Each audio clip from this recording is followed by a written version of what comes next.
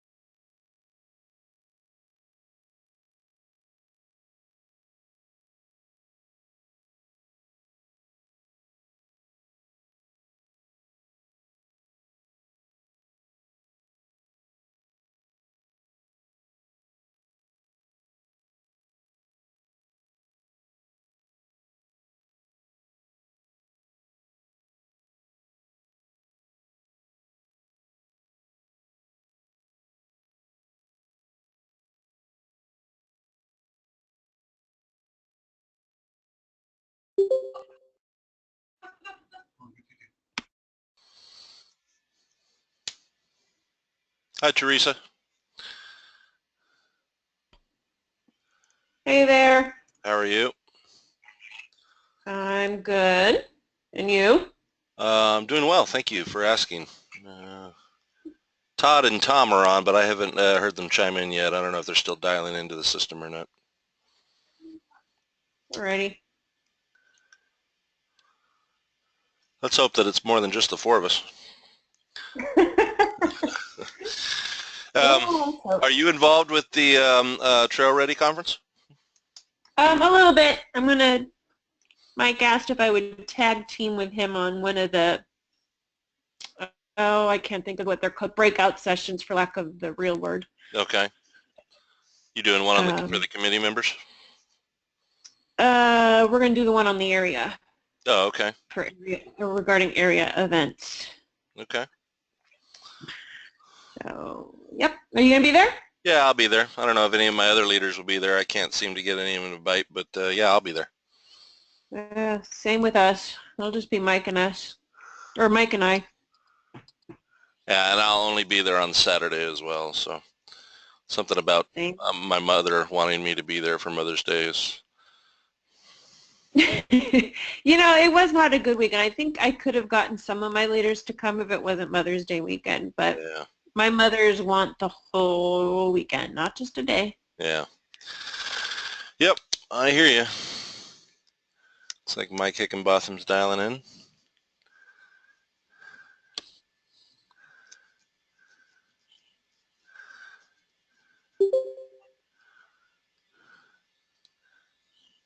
I heard him ding. Mike, you there? Yeah, I'm here. How are you doing? Good. How are you? I'm doing good. Welcome back to the area. Are you in the area, or are you calling from someplace else? No, I'm back home. I had my share of road trips. Was it a good time? I'm trying to answer this diplomatically. Yeah, especially with your family, right? Yeah. It turned out to be 4,300 miles, not 3,700 miles. Oh, I'm done with road trips. I think I'm just gonna save the money and buy a plane ticket. So.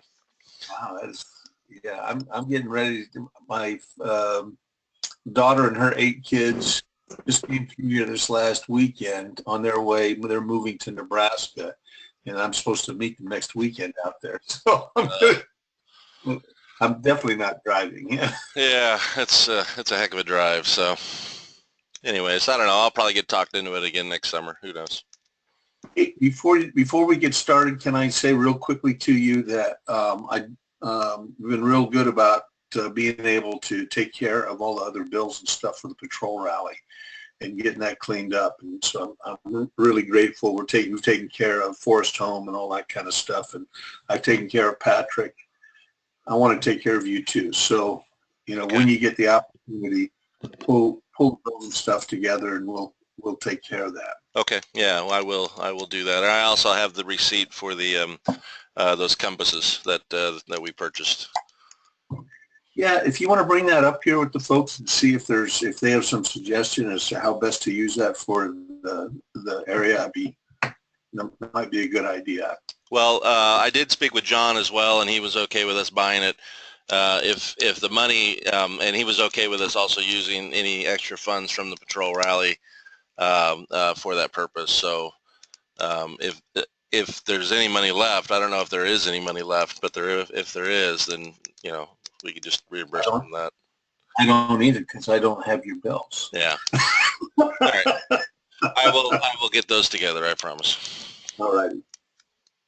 Hey, Mike and Josh, we have some funds from Warrior Games that are earmarked for the region. So for the region, I don't know. Well, for the SoCal. For the area, okay.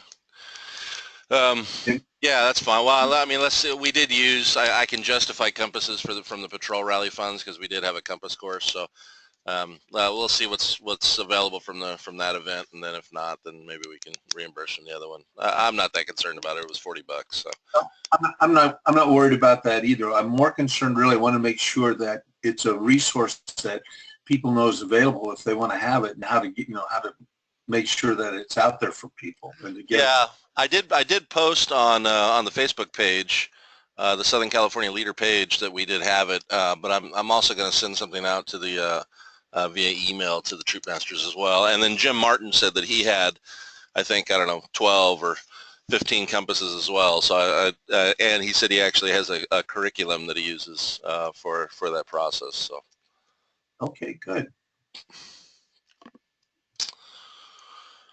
Well, I'm really, really hoping that we have more than 5 people show up. Hi, Mark. How are you? Good. How you doing? Good. I'll be a little surprised if we don't have some more. We just had a committee meeting at our troop last night, and there was really a fair amount of interest. So I'll be surprised if there aren't some more. Well, let me ask you the question, and this goes for Tom and Teresa as well. Are you seeing value with these roundtable meetings, and is there anything that I can do to change the format, add some material? I mean, what is it that we want in there? And specifically, as we move into next month's breakout session, which is going to be the committee member breakout session, what would you guys like to see covered in terms of a subject for that? And I'll ask Jerome to take a look at that. Mark, Mike, Teresa, anybody?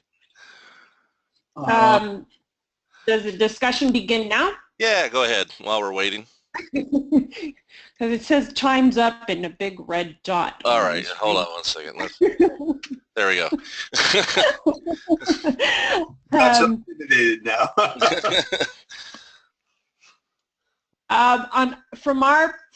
Speaking for the leaders in our troop, this is an area in which we've been struggling with because every year we seem to have a turnover in new leaders, and every year the new leaders are people who reluctantly take on the position because if they don't, we won't have troop meetings, but they always take the positions on under the premise that they're very busy and they're very limited in what they can do.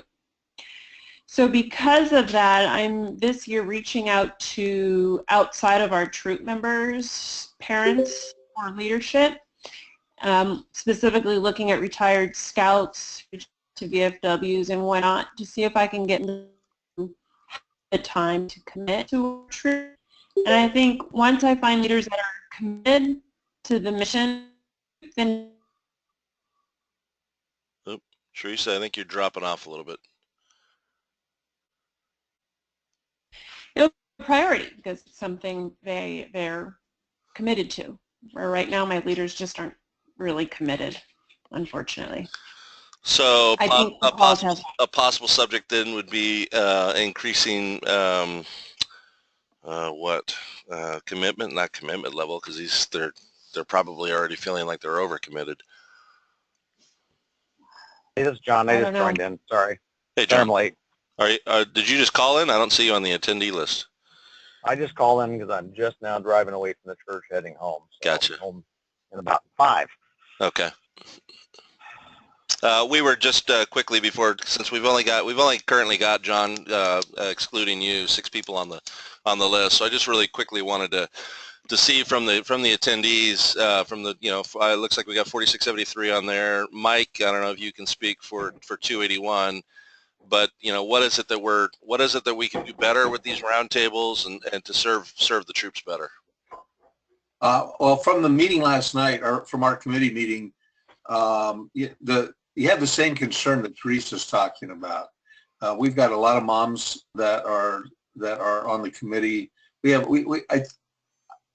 I know that we have more single moms than we have in some of the other troops that are up here, but we've got a lot of new people, and they're pretty uncomfortable with Troop Track and how to go find information and all that stuff.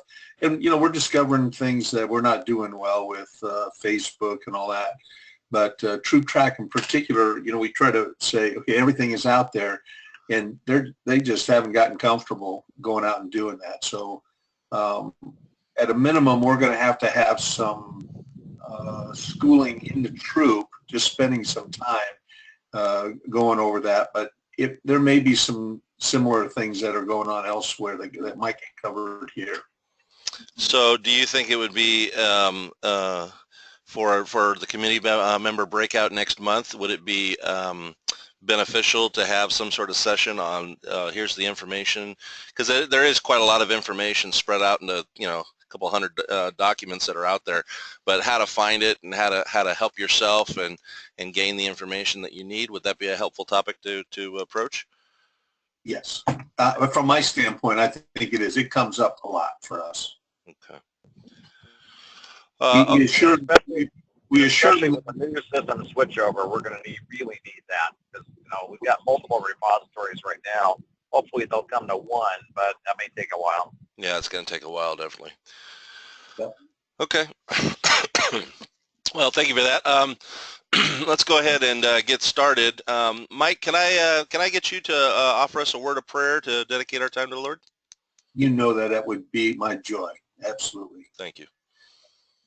Heavenly Father, we thank you so much for this now intimate setting, this smaller group here. And we thank you for calling each of these people and having them call in here. Thank you for the commitment that they have and this thing that you have planted in their hearts. We know, Father, though, that nothing grows without you. So we ask you tonight, please send your Spirit to be in our midst. Give us insight and wisdom and a real vision for how you can be glorified in all this through the development of your young men, and for all of the parents here that also are trying to grow in you as they raise these young men. Father, thank you so much for loving us and promising us that you are sovereign, that despite setbacks and challenges and frustrations, that you have our very best interests in mind, and that you will make this all right. We give tonight to you in Jesus' name. Amen. Amen. Amen. Thank you very much. I do like to open these up with a patriotic portion of the meeting as well. We are Trail Life USA, and while we are a Christ-centered organization, and that is the absolute highest devotion that we give, the name USA is in the name of our organization. So real quickly, I just want to add something here. It says, more than 50 years ago, President Wilson said, "This flag which we honor and under which we serve is the emblem of our unity, our power, and our thought and purposes as a nation. It has no other character than that which we give it from generation to generation. The choices are ours. It floats in majestic silence above the hosts that execute those choices, whether in peace or in war. And yet, though silent, it speaks to us of the past, of the men and women who went before us, and of the records they wrote upon it. We celebrate the day of its birth and from its birth until now it has witnessed a great history, has floated on high, the symbol of great events, of a great plan of life worked out by a great people. This is the heritage it gives to us, so let us serve it well.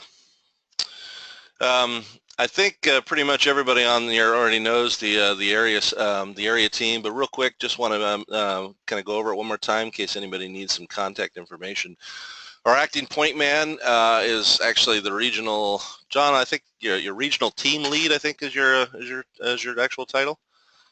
Well, actually, I prefer regional grand poobah, but yeah, team lead is the official name. Grand poobah. I'm going to put that on the spreadsheet next time, and it will be there, I promise you. Yeah, well, please don't put that on the spreadsheet. Oh, it's going on the spreadsheet. It's too late. I might even use some of the music from the Mikado and sing it next. Next, we do have a position of area advancement chairman. This position is open. We are looking for somebody who could help out with this. Essentially, and John, correct me if I'm wrong, but essentially this position is Freedom Award coordinator. It's going to coordinate the board of reviews to make sure that the service projects, ultimately just making sure all the I's are dotted and the T's are crossed, which is obviously important as boys come up for freedom, so that you know, everything gets checked off. Is that correct, John? Yep, that's it. Okay. So you know, obviously we're all busy. We've all got a lot of things on our plates, but if this is something that you feel, or you know somebody who you think can handle that job, it's I won't say it's simple because there's a lot to do, but it's definitely necessary. So if there's somebody that you know we can plug their name in, please let us know, and we will do so. Next, we do have a position also for area chaplain. This one is also, obviously we are a Christ-centered organization. It does make sense for us to have this position filled, and it's unfortunate that we don't have it filled. I'm hoping that we can find one Christian man who can serve as the area chaplain. So you know, just pray about it. Let us know if there's a man of God you think who can serve in this role, who you know, has a heart for youth, and can serve at some of the area events that we have. I think it's, you know, it's sad that we, you know, obviously all of these need to be filled, but it's sad that that one kind of hasn't been filled yet. So keep it in prayer, and let myself or let John Hearing know, and hopefully we can get that one filled. Teresa has volunteered to be the area chartering organization coach. Teresa, why don't you explain your understanding of what that position is, and what your duties are? Oh, since I've had the honor of rechartering each year for the past 3 years, I've become the area expert at that process. So I think my understanding is that if we have any individuals there looking to charter a troop, I can help them navigate those waters, or any existing troops that are going through the rechartering process. I'm available to help with that process as well. Awesome.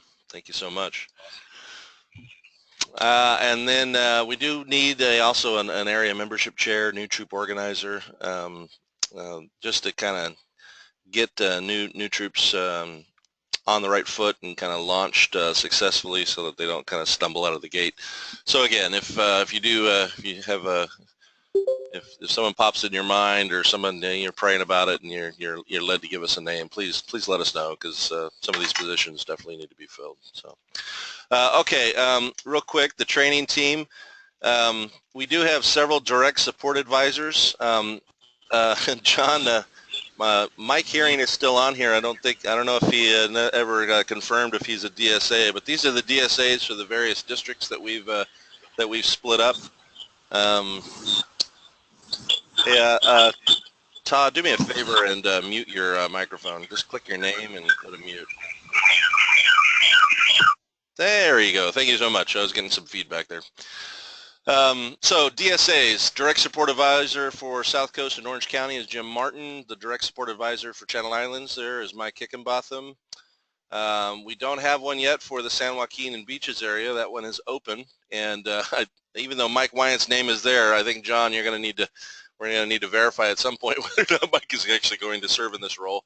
Hopefully. John Hearing. John Herring, tell Mike that he gets a set of white epaulets, and I bet he jumps on it. He's like, Todd. I bet he was trying to look on the list of people on your on the phone thing, trying to figure out who you are. Yeah, I don't know that Mike would be convinced by a set of white epaulets. I think we might have to go like something more colorful.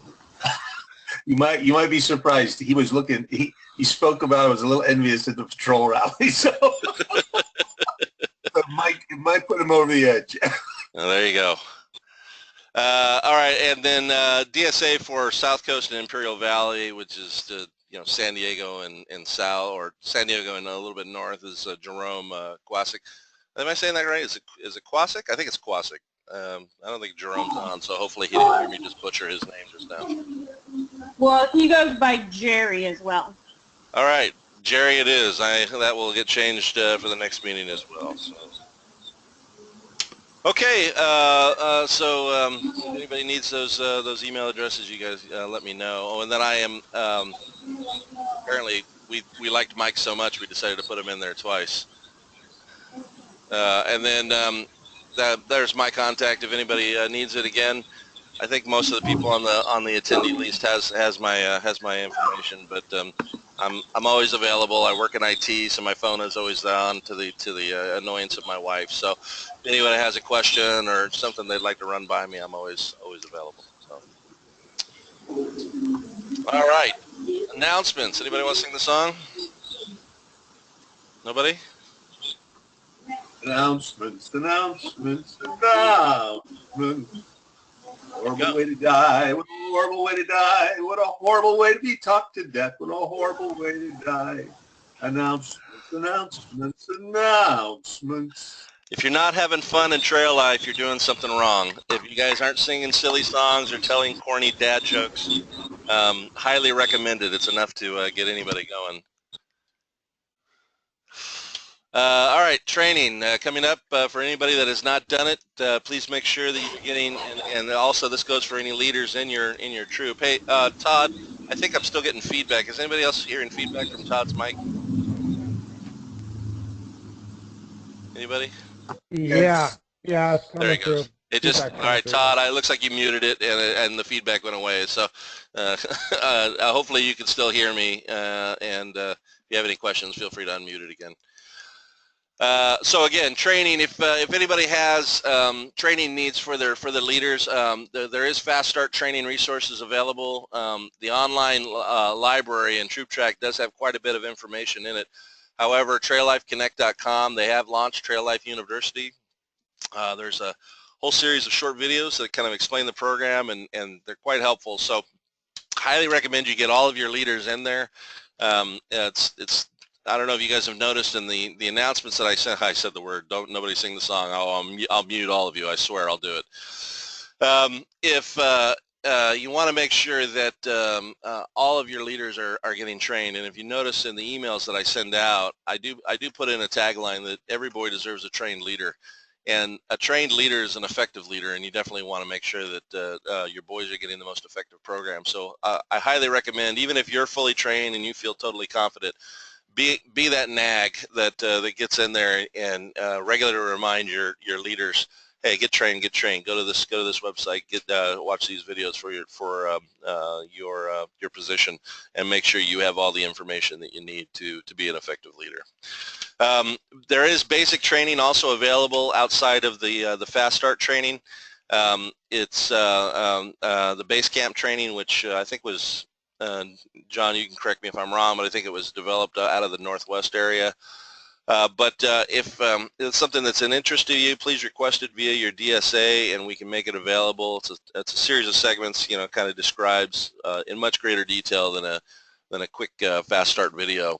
But again, we want to get our leaders as trained as we can and get them completely trained up, because a trained leader won't feel completely overwhelmed when they're not understanding how something in the program works. They'll feel confident, and they'll feel ready to move forward with the program. And then equip training, for those of you guys who do not know, equip training is available. I don't think we have one scheduled yet for this year. I thought I heard I thought I heard a rumor that maybe in the fall, but we're still working on getting that on the calendar. But as soon as that does pop up, you definitely want to take a look at it.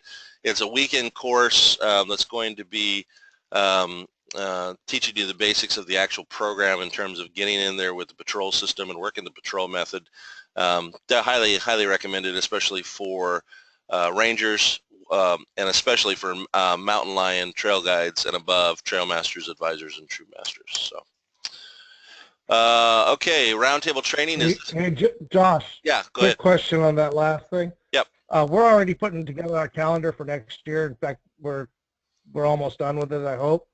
Okay. So as soon as you hear something about that training, could you get it out to us right away? Absolutely, yeah. So we can start moving our calendars around. I'll push it out. So just make sure that all your leaders are not only hooked up with the email blast that we send out, but if they're on Facebook, I'll post it to the Facebook page as well. So. But yeah, absolutely. As soon as we have that information, it'll go out as well. I'm a little envious. We're starting our calendar in June, so we'll see if we can catch up with you guys. Roundtable training. It is the second Tuesday of every month. It's just going to be going on. So unless you hear something saying it was canceled, it will be happening. I think I messed this up last week or last month. The next month's breakout is not specific to woodland trails. It will be specific to committee members. Apparently, I need to remember to update this this slide.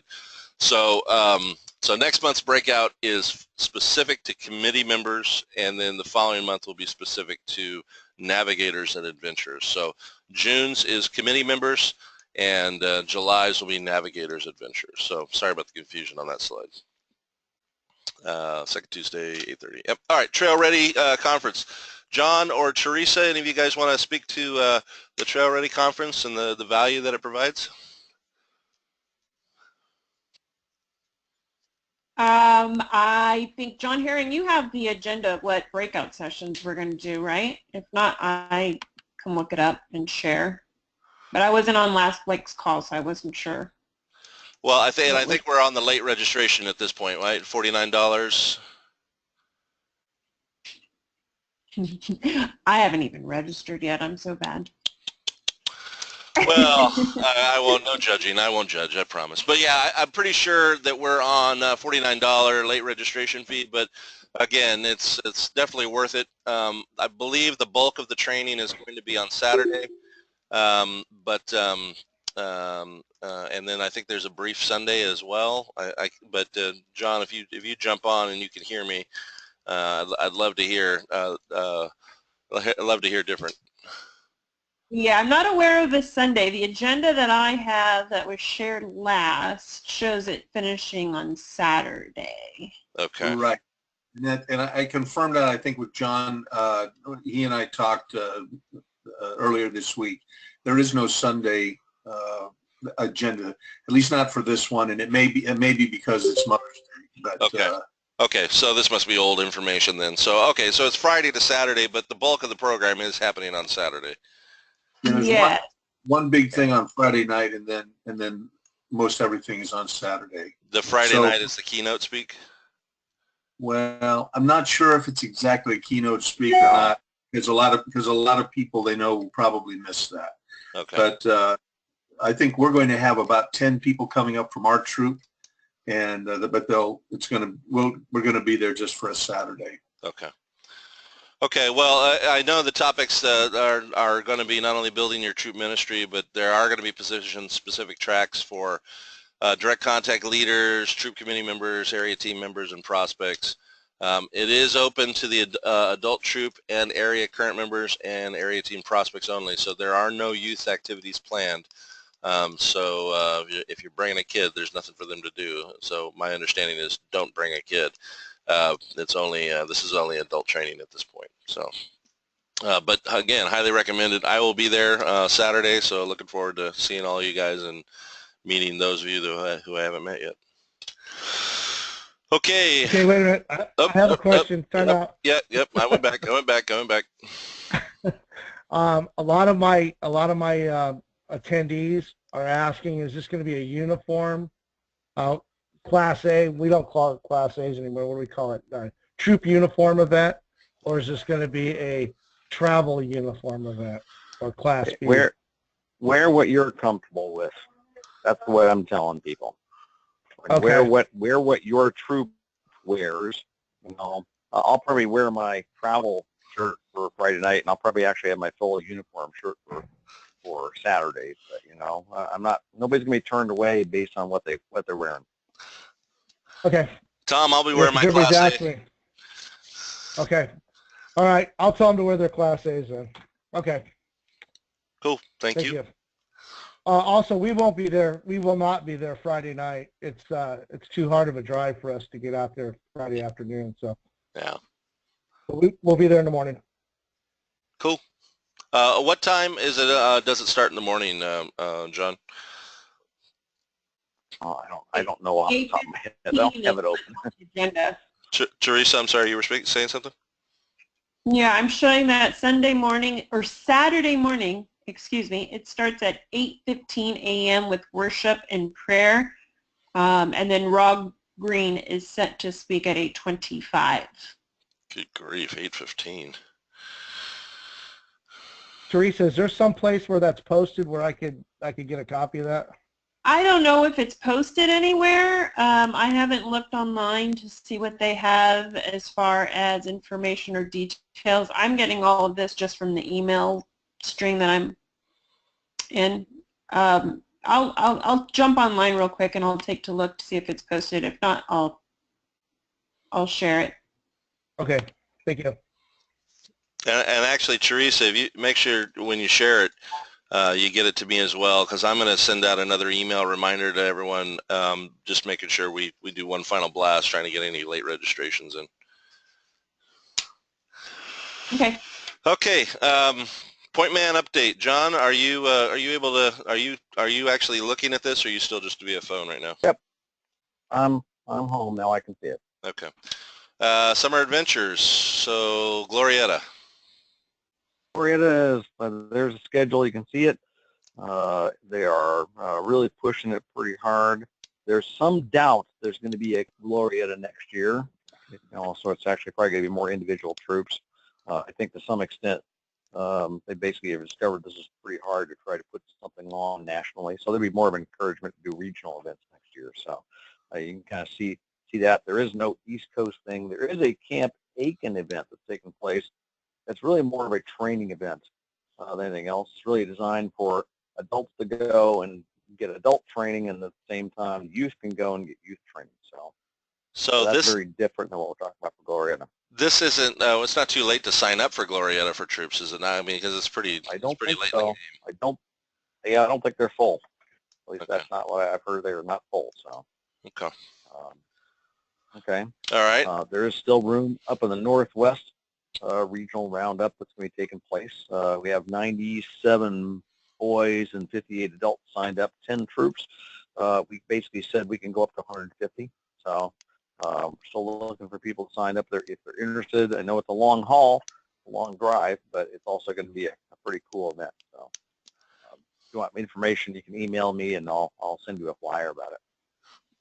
Okay, and then I'll speak to this one. There's been some talk with Teresa, Mike, Wine, and I about planning something locally here the weekend of July 27th.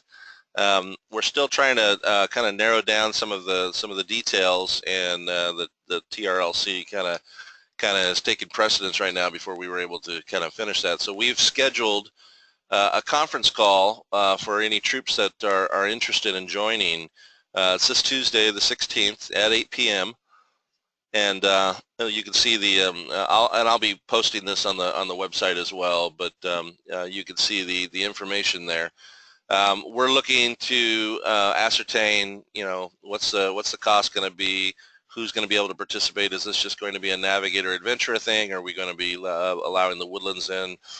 What are the actual activities we're going to do? What's the agenda we're going to have? So we're going to try to at least get this started and try to determine whether or not we want to actually reserve this the site that we've got planned at Camp Pendleton. But anyways, that's this Tuesday at 8 p.m. If your troop is interested, please let me know if you're interested in going. And then if you're unable as a troop master or leader, try to at least get somebody from your troop it could be even a trail guide for crying out loud, but just try to get somebody from your troop on the line so that if there's any information we need to get to you, we can get it to you quickly, and or any decisions that need to be made, we can get it to you quickly. So we're gonna try to squeeze this one in and get it done in time and see if we can get it done. So, anyways.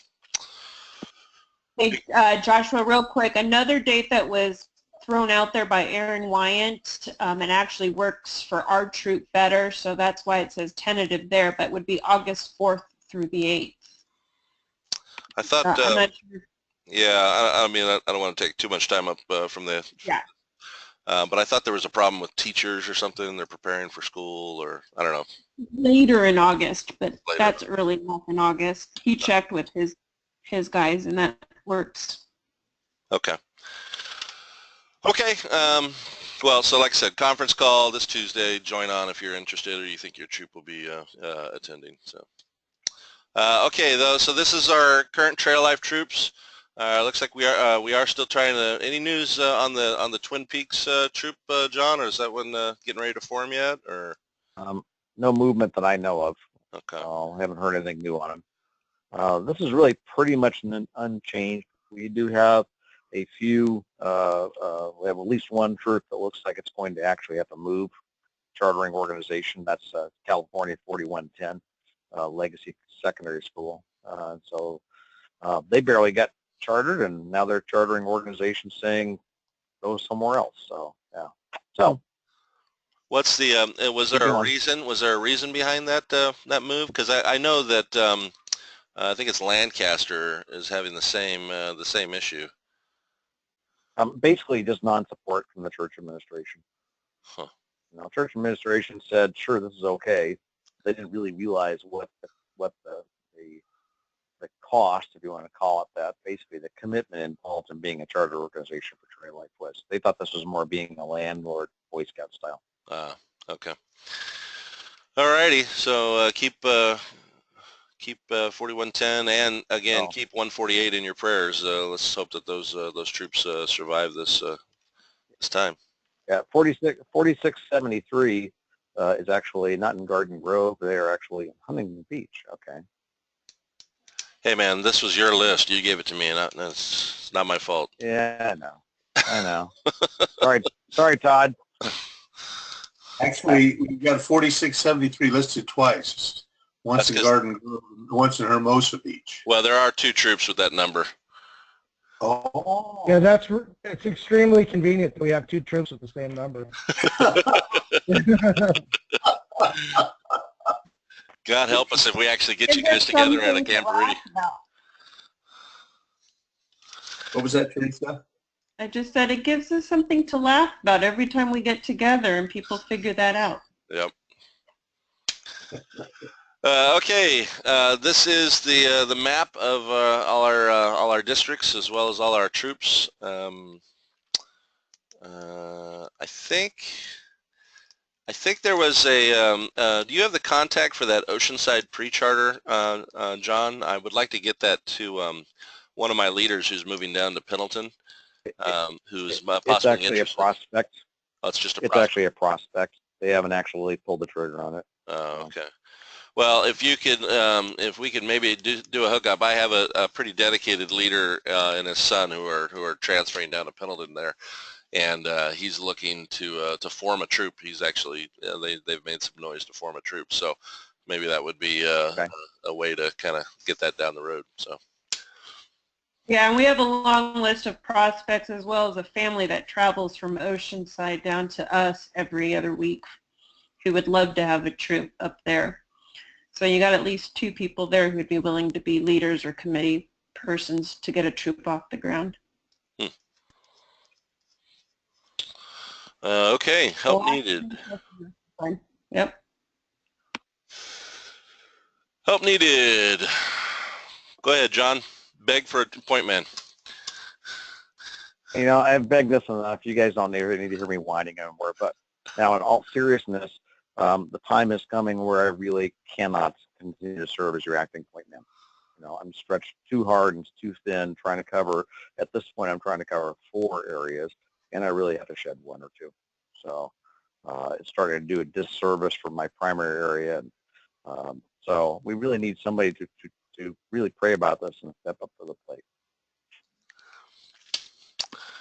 We do I need won't put a deadline on it. It's coming here shortly. The day will come when I just can't keep doing it.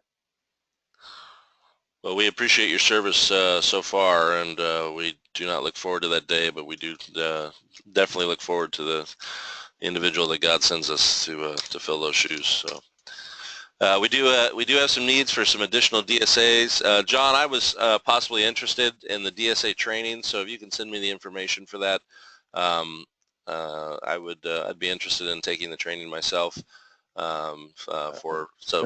Send it to everybody. I'll send it to all the DSAs. I thought I already sent it out, but I'll send it again. Okay. Thank you. Well, we already talked about that at the beginning of the day. So again, we have some openings in the area team. Be praying about it, especially the chaplain. I mean, it's not. I would think that we could find one man somewhere in Southern California who would be willing to step in, even if he's not a current leader. We can certainly get him through the process. So be thinking about it. Be looking around your churches. Be looking around your social groups, and I think the area chaplain definitely could be found. All right, youth protection. Dun dun dun. So John, we have about 25 minutes, so let's run through this. We're gonna go through this fast. April, the last month, mind you, it was Child Safety Youth Protection Month, or actually Child Abuse Prevention Month. So next slide, please. I don't need to tell you guys, this is probably the number one thing. It's our number one job. I hear lots of people talk about what's the most important job we have in trail life, but I think this really is the number one job that we all have as adult leaders. Prevent abuse from external and internal sources for these young men. So next slide. There's a lot of information out there, but if you or your troop don't on a yearly basis sit down and read back through the health and safety guide and talk about it amongst yourselves, I think this is one of the important things that you guys as troop leaders need to be doing. It's something that basically it's like riding a bicycle. It's basically something you got to practice to be good at it. You'll remember the basics. To be good at it, you got to refresh that memory. So next slide, please. The guide to safety and health talks about these 4 keys to establishing youth safety. The first one, of course, is volunteer leader screening. No one should be working in direct contact with youth unless they've actually gone through the background check and recommendation and approval process. Okay, that includes even parents. Now, parents helping out with 2 Deep leadership is one thing. That's a different animal. But I'm talking about somebody that's coming in that's really just a volunteer that's helping out. So this is an important thing. This is one of our standards. Environmental awareness basically means keep your head up, looking around, being aware of what's going on, being aware of what's taking place during the meetings and really watching it. Being aware of who's just hanging around the meetings. Particularly insisting on all the trail life leaders wearing their credentials. So you have a visual indicator that the people here are registered and background checked. Next slide. Education. We are all required to take child safety youth protection training. In addition to that, we want to make sure the parents are aware of this. And so there's information online on Troop Track that talks about trail life, child safety youth protection training and our youth protection policies. And so putting that into the hands of the parents is very important. And then last, not least, John, before we move on, is that information available to non-registered leaders? It can be. It's a PDF document that can be downloaded and handed or emailed out to the parents. Okay, because we don't register every parent right away when their kids come in, because we don't always know, are they Christian? Could they actually agree with the statement of faith and whatnot? So, but if I'm able to provide that information outside of the registration process, that would be helpful. And it's actually a brochure. It's about 4-page brochure, 4-page paper that talks about particularly trail life's child safety youth protection. Okay, last not least, all right. Vigilance. Being vigilant to potential abuse and conducting mandatory reporting. There's a case. We just recently had, Trail Life's had a few near misses, but we actually had a case right now going on back in Pennsylvania where a parent complained about an adult leader that was at least reportedly conducting grooming of her son. And a lot of people hemmed and hawed and said, well, do we have to report this? And the answer is absolutely. Trail Life standard is any potential abuse must be reported. Not reported to Trail Life USA by itself, but reported to the charter organization, reported to Trail Life, and reported to the local authorities. That's our expectation of standard. It does not require you to investigate. Matter of fact, we don't want you to investigate. We want you to report it, and then we'll do the investigation later on. So there's a new procedure that I actually authored, and it's going to be coming out here shortly, and it's a checklist for troops to follow that when you have a report of potential abuse, these are the steps you are to follow. Very explicit. So the reporting, if a trail guide sees potential abuse, you're saying that they should be talking to Trail Life, they should be talking to their chartered org rep, and they should be alerting the local authorities, as i.e. the police? Yes, correct. Or child safety, or whatever the child safety authority is. That's Trail Life's mandatory reporting policy. Now, lots of people don't like that, saying, well, what if it wasn't real? Well, the answer is, problem is, us trying to judge whether it's real or not, we're not trained to do that. That's not our training. And so, we can give the benefit of the doubt to the adult, and the worst thing that happens is abuse is taking place and the abuse goes on. That's what we don't want to take place. So, okay, keep going. So let's talk about the rules. We're going to talk to them really quickly, and then we're going to do some scenarios. I'll try members to adhere to the Trail Life USA oath, motto, and policies. Next, we respect youth privacy. Means we're going to let the youth be private. We're going to let them have their own separate bathrooms, separate accommodations. Next slide. Duty leadership requirement. Duty leadership requirement requires 2 registered Trail Life adult leaders to be present for any activity that's taking place. Next slide. No one-on-one and 2D leadership go hand in hand, okay? Now, can you be one person with a group of trailmen? No, because you'd violate 2D leadership. But what we're talking about is to the point where you don't want to end up in a circumstance where there's just one adult leader and one Trail Life youth in place, okay? That's the extremist position that we're trying to avoid. Next. Adults and youth don't have secrets. Trail Life, every activity in Trail Life is open for the adults to watch. Okay, that includes even Freedom Ward board to review. If parents want to sit in and watch their son in a Freedom Ward board of review, they absolutely have the right to do it. Next. No secret activities, meetings, or clubs.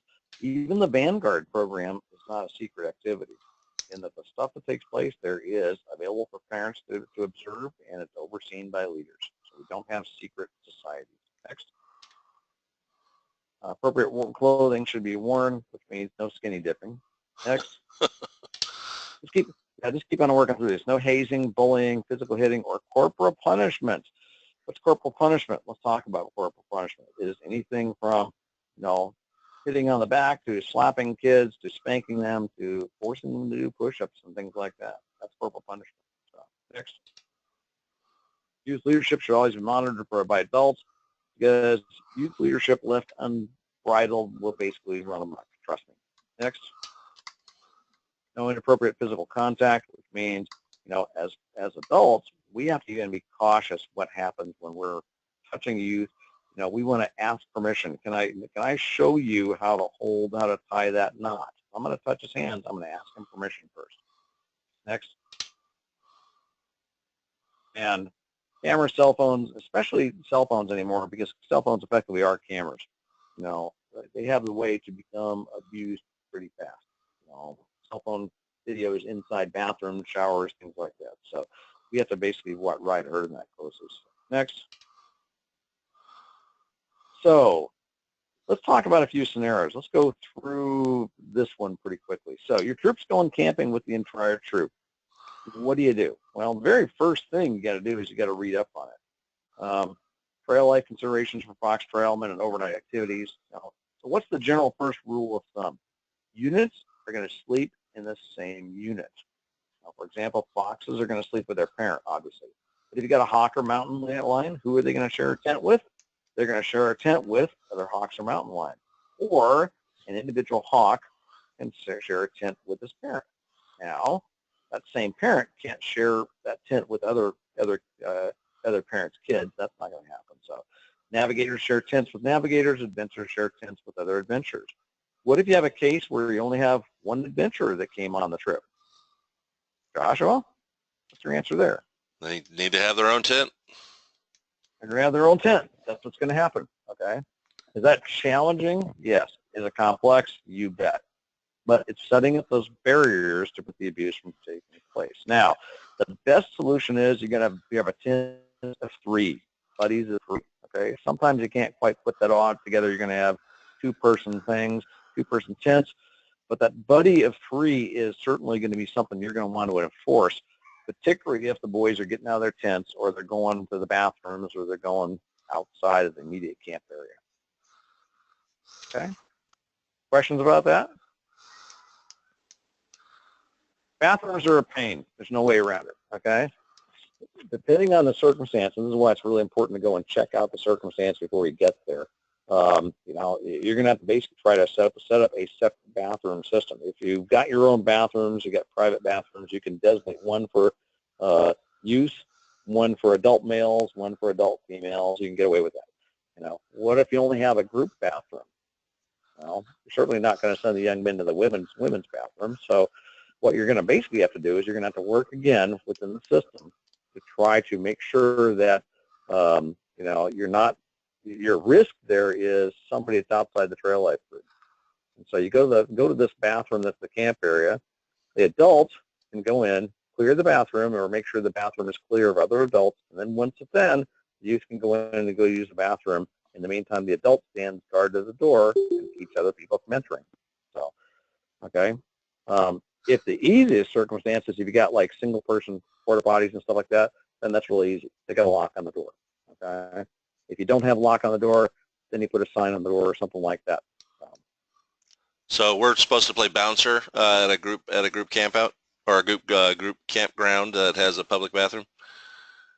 Yeah, well, it's not bouncer in that you're not kicking people out. But Well, once the youth are inside, you're going to basically play gate guard.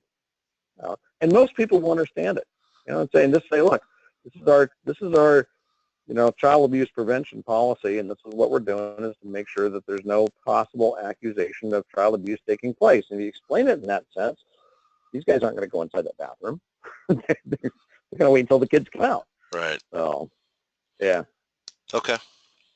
Next, we're going to run out of time. I don't want to run out of time. So, all right, you got a troop meeting.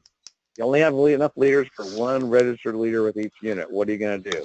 Where's your best circumstance? 2 registered leaders, but you don't have that. Who's got an idea of an answer here? Oh, well. You're kind of jumping ahead. Sorry, jumping ahead of me. But that's you okay. told me you wanted to go fast, and then you just tell me I'm all right. Yeah, all right. Well, yeah, I'll give you the best idea. There you go. Yeah. So acceptable. You got a big open room. The units meet, 1 on each corner.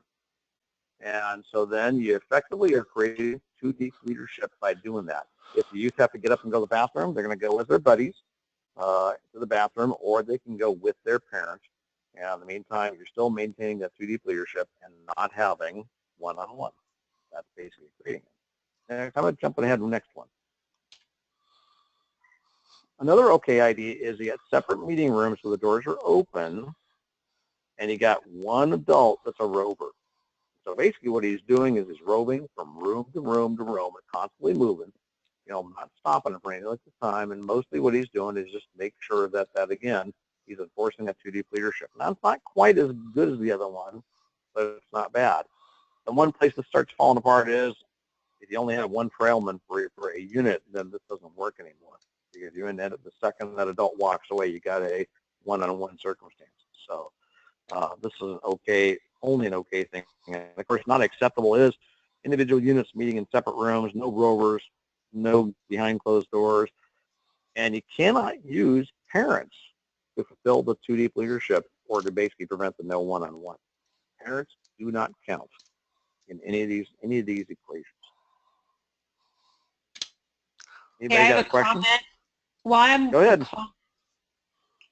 on the we used to have a situation where we would have, the open door with the rover and one trail guide with the patrol. But recently we had a situation where a youth said that a trail guide made a particular comment which was a joke that the parent found offensive. And we have now a he said, she said situation. So from now on, our policy is there always has to be 2 registered adults, regardless, just because it's to protect both our leaders as well as our youth, because the leaders can be falsely accused. Yep. And that's something to remember. These rules are not just here to prevent a problem. They're also here to protect you. This is Mike Hickenbotham. One of the things that we haven't really talked about, but the fact is that's one of the reasons we do Protect My Ministry, as part of that initial training, is because there's actually 3 groups that are being protected here. Trail Life is the one that really gets protected by going through all this. The program itself, it's a tremendous amount. I don't want to minimize what happens to the youth at all, but think about the youth that just don't get served because we don't properly take care of we don't properly follow the rules over in this area. Then the whole region, the whole program throughout the country gets hurt badly. Yep. Okay, next one. Keep going. So the troop is traveling to an event with multiple leaders and multiple vehicles. Mike Hickenbotham, I'm going to pick on you. What's a good answer here? What's a perfect answer? Let's see, troop is traveling to an event with multiple leaders and multiple vehicles. Yeah, so what would be the best answer? Well, the best answer is that you would have 2 registered leaders in each vehicle. Excellent. Go ahead. Move ahead here, Joshua. So that's right. That's your best answer. The driver has to be at least 21 years old. So you do remember that, okay? Even though a youth that's over 18 can check that block for child safety youth protection purposes, the driver has to be at least 21 years old. So, okay? One of the things that we want to do is we want to establish regular checkpoints, approximately 2 hours apart, so the vehicles all stop, get together. We don't want everybody have a convoy, but that 2 hours apart basically then keeps us under the 3-hour max trip segment provision, which is one of the things that's in the health and safety guide. So that's one of the things we do. So go ahead and scroll ahead. We don't have that many. John, one of the things you might want to talk about is that whole idea of a convoy and why that doesn't always work out well. It's not necessarily encouraged. We don't really like convoys because what happens with a convoy is you're so concentrated on trying to keep up that oftentimes you'll miss safety hazards. Or one guy is pulling ahead and you're going to speed to try to keep up with them, or he's basically lost in traffic. And so by not enforcing this convoy system where you all got to stay together, it's really safer. It's safer just to set these checkpoints that are out or reasonable distance apart that you can link up and basically connect back up with. So acceptable. Now this is where you get 1 registered leader, 21 or older, driving, multiple trailmen sitting in the back, but you're stopping at the above described checkpoints. Now, why does this work? You still don't have one-on-one. You don't have exactly 2 deep leadership, but what you do have is a circumstance where there's no easy way for the abuse to take place. And because you're doing the checkpoints at a pretty regular basis, then that basically helps cover you. A better version of this would actually have a registered leader and even a non-registered leader sitting alongside him in this vehicle.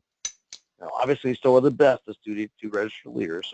But by using those checkpoints, that's your way of basically preventing any possible abuse from taking place. This doesn't work if you only got 1 trailman. You can't create that circumstance. So go ahead and jump ahead.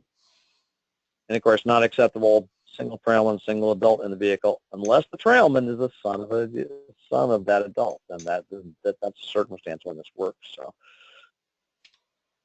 now, Teresa's point, what she made is, an untoward comment or smutty video or audio that's being played, then you're going to get yourself in trouble because of the potential for a complaint that's made to the parents. So that's again why that may be an okay solution. It's not your best solution. So let's skip this one. I want to go to the last one. Yeah, just jump through it. Youth officers want to start using mandatory push-ups as a means to keep meetings private and quiet. Who's got an answer for this one? What do you think? Is this a good idea? No. Why is this not a good idea, Mike? This gets into the area of evaluating this as possible corporal punishment. Is this corporal punishment? It's very clearly corporal punishment, but it moves very rapidly into hazing because the boys will move it into hazing. Trust me, I've seen it happen before. The boys will take something that starts off very innocent like this, and it's going to move very rapidly into the bullying position. So go ahead and step ahead here a little bit. This is one of those areas where no matter how positive the intent, no matter how positive it starts off, making a physical activity mandatory is punishment, okay? But worse than that, do we really want to take something that's really meant to build these guys up and make it and equate it with punishment? We don't really want to take it in that direction. What we'd really rather do, go ahead and jump ahead once, is, try to teach the adult leaders to actually use their leadership techniques to actually combat these problems. Avoid having a boring meeting in the first place. Establish patrol competition then allows the patrols, so the patrols are actually rewarded for their behavior. And so positive reinforcement pays a lot. By the way, this is a lot of what we teach in Equip Youth. Equip Youth, by the way, is available for you guys to use. You don't actually have to be an Equip Youth graduate to go out and conduct your troop. I certainly recommend it. We just held it this last weekend. We had 22 trailmen and American Heritage girls come out and participate in it. It was really good. Is that training available at the troop level, or do we have to have this as an area event? No, it's available at troop level. Where do we get that training curriculum? Oh yeah, I need to post it. I'll put it up there on the Facebook file section. How's that sound? Okay. Or we can put it up. We can put it up in the Google Drive too. Yeah, that's fine, and then just create a link. Or we can do both. Yeah. Okay. Okay. Next. That's the last scenario. No, there's one more. No, I guess that's it. Okay. That's it. Yeah. So, John, before we finish that, can I bring up one other thing? The Sure. fact that you don't do push-ups and stuff like that, in order to try to get people quiet, doesn't mean that there aren't times where you have to interrupt a behavior. And it won't. As much as we want to try to be positive all the time and find creative, positive ways to do things, there are things that happen sometimes where somebody has to step in and truly interrupt some bad behaviors. So what we teach in Equip Youth is we teach them to use SCORE: stop, correct, redirect. Teach them to use that system to basically move the behavior in the right direction. But what we tell them is, if you stop and now we're going to punish you, that's not the same thing as correction. That's not getting them moving in the right direction. And that's what we don't want them to do, is we don't want them to start going down that road of, my job is not just to stop it, but it's to punish them too. That's not what we want them to do. Roger.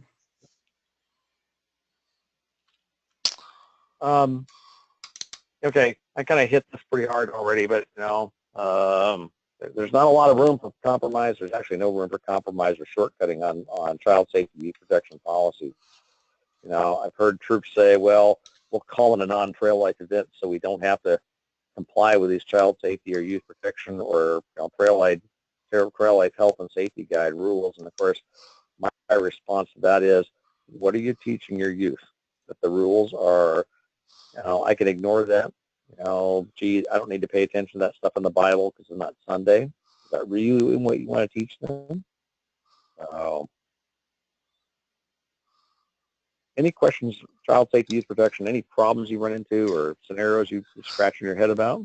I had a scenario that my son's old BSA troop did, and I'm pretty sure it would fall under the no corporal punishment, but I'd like to hear your thoughts. So we had some youth leaders that were basically overextending the scout sign from they were a BSA troop, but they would basically make these kids hold it up for a good 5-10 minutes straight while they're because the kids weren't actually listening.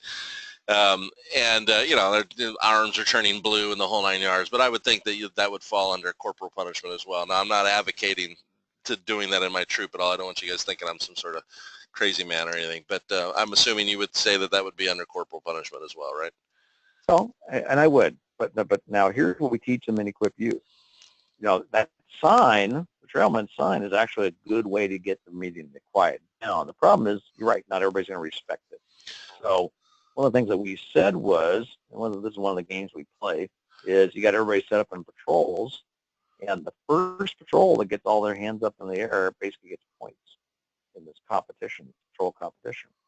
But you don't necessarily tell them that's what you're doing. You're basically letting them figure it out. And so the next time you use it, the first patrol that gets their hand, and the scribe, the second officer, the person up in the front, basically is keeping track on a big scoreboard and tracking these points. And so at the end of the meeting, the best behaved patrol, they get a prize. And then the next meeting, we do the same thing. Some of the guys eventually they'll figure it out really quickly that, oh, that's the expected behavior. Everybody that shows up in uniform, that patrol, that unit, they get points on the tally board. So you can basically take a lot of this stuff, this behavior stuff, and turn it into a competitive game. Okay. John, I have a question. It regards family camps. I know that's been something that's come up. Oh yeah, I knew I was going to get this one. Okay, well then I'll be the straight man. Help me out, right. Because we don't want to communicate to the kids that we're trying to get around things, but having family camps is difficult, impossible now. In fact, it seems like with underneath the trail life auspices. Yeah. So the challenge with family camps is not like AHG troop goes and camps at the same place as trail life. You can actually do that. It takes a little bit more paperwork, but it's doable. You have to meet all the separate requirements for trail life and AHG. The problem you get is what happens to unregistered siblings. That's the problem. Okay, unregistered siblings aren't eligible. They're not eligible for membership necessarily. Okay, let's say you have a trail life troop and you got parents coming along and they're bringing Sissy. Sissy's not registered in AHG, is not eligible for trail life, so she can't be covered by our insurance. There's just no mechanism to do that. The other problem is you create issues. Last year we had our Roundup. We had a climbing wall there, and we had some parents come out and they wanted to visit for the day. Well, that's okay. Come out and visit. But they brought little sister. She wanted to go on the climbing wall. And I had to be the really bad guy and say, no, she's not covered by our insurance. And parents said, well, that's okay. We won't sue you. And the answer is, sorry, you can't wish away or can't state away your preference, or that you say you won't sue us because you just can't do that. And that's where you're running into trouble. No mechanism for trail life to ensure these people that show up that may participate in our activities and aren't really covered by our insurance. Well, you can't just provide some sort of waiver for them to sign? Most lawyers will tell you, including my lawyers told me, that most hold harmless waivers are not worth the paper they're printed on because they're signed in a circumstance where their parents do not expect anything to happen. They do not have a reasonable understanding of what the real risk is. It's not informed consent, and that's what the judges have held. So, I have a quick comment. One at a time, people. Sorry, go ahead. We as a church have family camps, which our AHG girls and our Trail Life boys attend. Not necessarily as the AHG or Trail Life troop, but as Hope Chapel people. And That seems to work fine with us. Aren't we covered under our charter organization reps insurance anyway? Isn't that who covers our troop? Only if it's taking place as an official trail life or HG event. Now, what you're describing there sounds like it's more a church organized event, which means your church's liability insurance then would be primary, and there'd be no trail life or HG involvement. Isn't our trail life troop, aren't we covered under our charter organization's liability insurance? Yes. If you're conducting a trail life activity and the people attending are primarily trail life people or prospective members, that's the important word, prospective members, okay? Mm-hmm. They aren't guests. You can't bring guests on trail life events. You can always bring prospective members, okay? Okay. That's an okay thing. But what you just described there is really an HG event and a trail life event. So each one of those is going to take care of themselves, and that's an okay thing. But if you're bringing in other people that aren't part of those two groups, then it really has to be a church event. That's typically what we do is we hold a church event. By the way, I'm not a lawyer, but I play one on TV, so don't take this to the bank and consult your attorney for official guidance or suggestion. That's what we do. All right. Okay. Is that Mark? Yeah. Lada?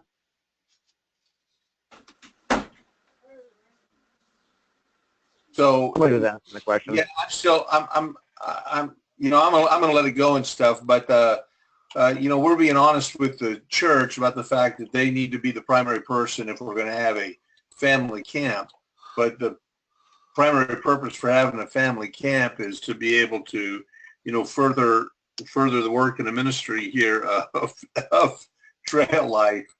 But there may be some other guests and things like that. So it'd be great if at some point we could come up with some other messages as well. I understand the legal reasons for this and am not fighting that.